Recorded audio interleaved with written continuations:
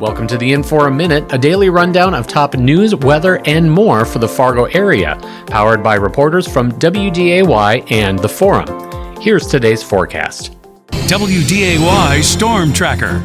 Here's the forecast for the Fargo area. As we take you into your St. Patrick's Day across the southern Red River Valley, we'll look out for periods of light snow in the morning to early evening hours, and on the back side of that batch of light snow, some freezing drizzle may mix in and leave a light glaze of ice. Otherwise, as far as snow accumulations go, up to 1 to 2 inches of snow is possible. With a bit of a breeze out of the south-southeast, sustained at 15 to 25 miles an hour and gusting up to 30 to 40 miles an hour, some areas of blowing snow and reduced visibilities will be possible, especially out in open country.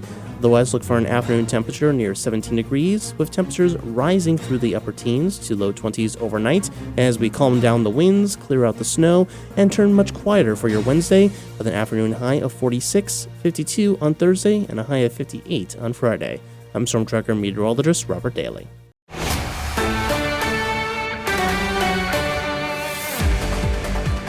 Hi, everyone. It is Tuesday, March 17th. Happy St. Patrick's Day. With your InForum Minute, I'm Lisa Badeau. There's no school today for Freedom Elementary students in West Fargo. So many staff members called in sick, the school canceled classes. The principal says many students are also out ill, but that's not the reason for the closure. Parent-teacher conferences have also been postponed.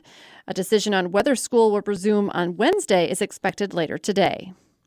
Fargo City leaders are laying out preliminary plans to find a new police chief.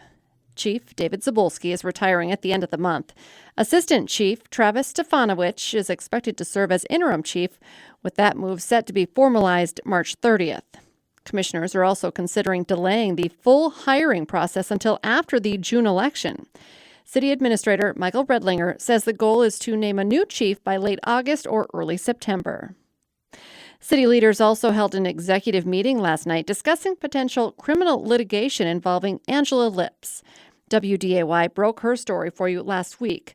The Tennessee grandmother was detained for months without being interviewed after AI software identified her in a bank fraud case. The charges against her were dismissed, but the case is still under investigation. The commission did not publicly discuss her case, which brought criticism during the public comment period of last night's City Commission meeting. The trial for a Fargo activist is being delayed again. Faith Dixon is accused of misusing state grant money meant for an after-school program she founded. Her latest attorney withdrew because he's having surgery. The judge overseeing the case says if Dixon doesn't have an attorney for the June trial, she'll have to represent herself. Dixon's first attorney withdrew in January after Dixon's ex-husband, Charles Dixon, pleaded guilty and became a potential witness. The judge says Faith Dixon's trial will now be held on June 9th. Tonight, you may notice a large fire just north of the metro. But don't worry, it's a planned burn. Carr's Tree Service will be burning a large brush pile about a mile east of Harwood. The Harwood Fire Department says the burn will start around midnight and will be most visible during the first few hours. Fresh off celebrating 100 years, the Fargo Theater is hosting one of its biggest events of the year. The Fargo Film Festival kicks off tonight and runs through Saturday. This is the first festival since the theater's major renovation, including new seats, carpet, paint, and updated systems.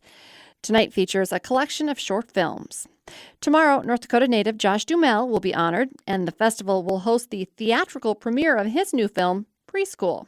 He'll also receive the festival's highest honor, the Ted M. Larson Award.